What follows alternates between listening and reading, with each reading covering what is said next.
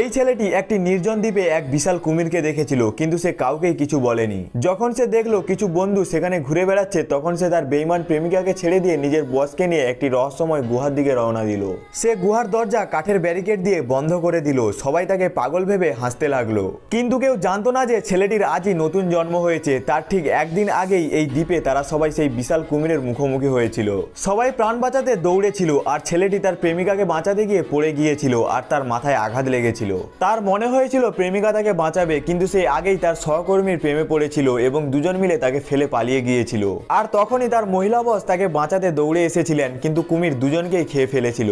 পরের দিন নতুন জীবন পেয়ে সে স্থির করলো এবার সে সেই ভুল আর করবে না।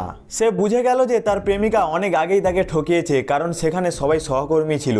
সে খুব ভদ্রভাবে সবাইকে বলল এখনই এই দ্বীপ ছেড়ে দেওয়া উচিত, কিন্তু কেউই তার কথা শুনলো না। এমনকি পাশের সিকিউরিটি গার্ডও বলল এখানে কোনো বিপদ নেই। সে আর বোঝাতে পারলো না।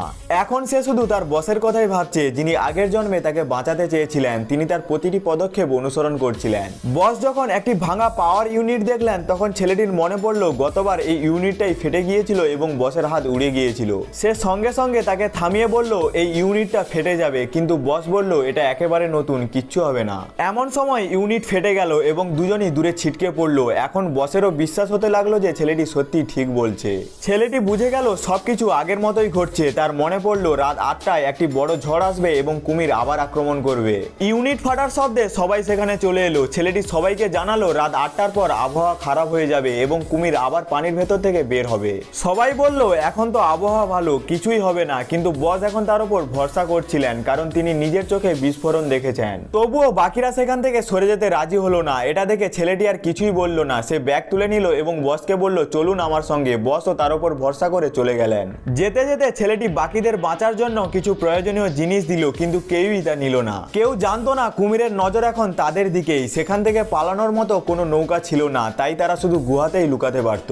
তাই তারা অনেক কাঠ জোগাড় করে আগুন জ্বালালো এবং গুহার দরজা বন্ধ করে দিল। যতক্ষণ আগুন জ্বলবে কুমির কাছে আসবে না।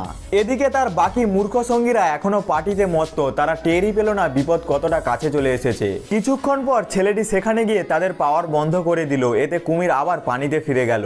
সে শুধু তাদের বাঁচাতে চেয়েছিল, কিন্তু তার প্রেমিকা অভিযোগ তুলল সে নাকি তাদের পার্টি নষ্ট করছে। ছেলেটি যতই বোঝাক, সে আবার বিদ্যুৎ চালু করে দিল এবং পার্টি শুরু হয়ে গেল। এখন ছেলেটি কিছুই বলল না। সে শুধু চুপচাপ ঘুরে দাঁড়ালো আর নিজের বসকে নিয়ে গুহায় ফিরে গেল এবং বিপদের অপেক্ষা করতে লাগলো। পার্টিতে ডুবে থাকা সবাই বুঝতেই পারলো না কুমির আবার জলের ভেতর থেকে উঠে তাদের দিকে এগোচ্ছে। এইবার কি হবে? তারা কি এই কুমিরের হাত থেকে বাঁচতে পারবে? দেখার জন্য কমেন্টে পার্ট 2 লিখতে ভুলো না।